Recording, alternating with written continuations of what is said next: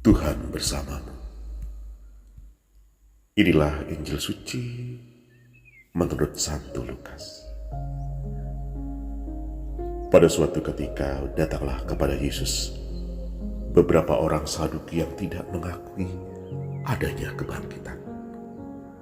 Mereka bertanya kepada Yesus, "Guru, Musa menulis untuk kita perintah ini.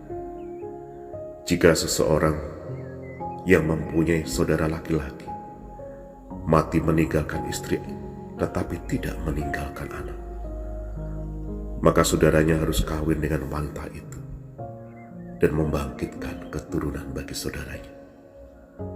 Ada 7 orang bersaudara. Yang pertama kawin dengan seorang wanita, lalu mati tanpa meninggalkan anak. Lalu wanita itu dikawini oleh yang kedua dan oleh yang ketiga.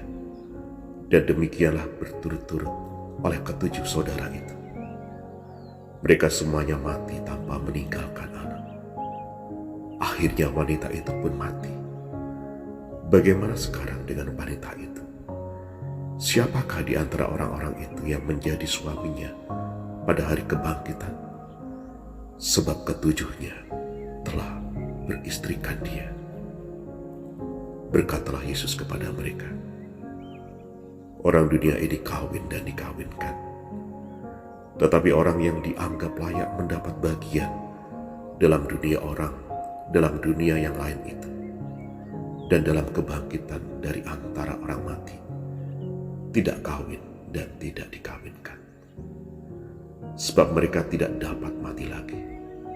Mereka sama dengan malaikat-malaikat dan menjadi anak-anak Allah, karena mereka telah dibangkitkan.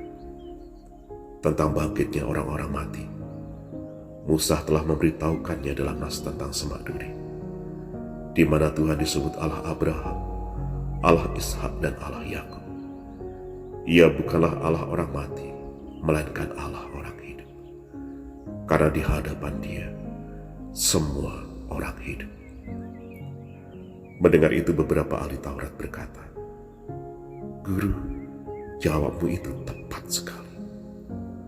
Maka mereka tidak berani lagi menanyakan apa-apa kepada Yesus. Demikianlah sabda Tuhan.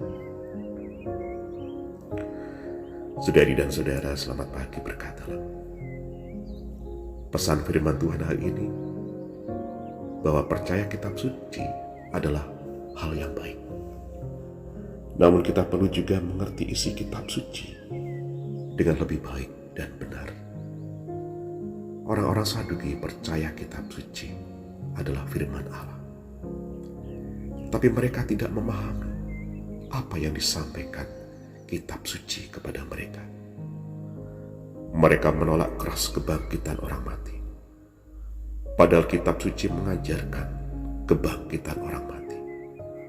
Bahwa Allah adalah Allah orang yang hidup, bukan Allah bagi orang yang sudah mati.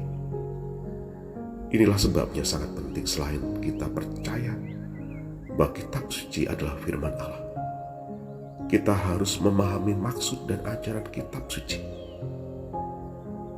Tuhan Yesus menjawab mereka bahwa mereka tidak memahami kitab suci dan mereka disesatkan. Bahkan dikatakan bahwa mereka tidak mengenal kuasa Allah. Seseorang yang gagal memahami maksud dari kitab suci bisa dikatakan sebagai seorang yang tidak mengenal Tuhan yang sesungguhnya. Dia melakukan apa yang dia pikirkan dan bukan yang Tuhan pikirkan. Ada banyak orang di dunia ini yang mengajarkan kitab suci, namun tidak berarti mereka mengajarkan sesuai dengan kitab suci. Mari kita menjadi orang Kristen yang bijaksana. Mari kita pelajari firman Tuhan baik-baik, merenungkannya baik-baik, dan mencoba memahami firman Tuhan dengan baik, sehingga kita mempunyai pengenalan yang baik akan Tuhan, dan membaca, mendengarkan, memahami firman Tuhan kita anggap sebagai sebuah kebutuhan.